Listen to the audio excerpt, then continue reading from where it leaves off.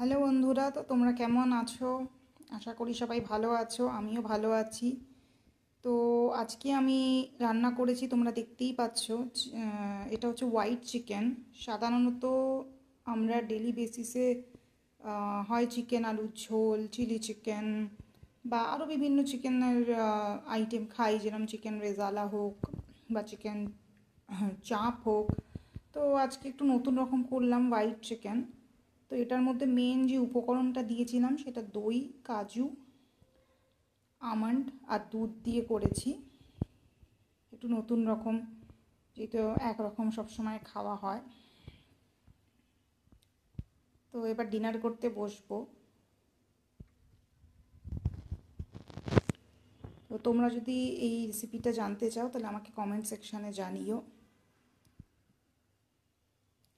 আজকের জন্য এইটুকুনি, টাটা।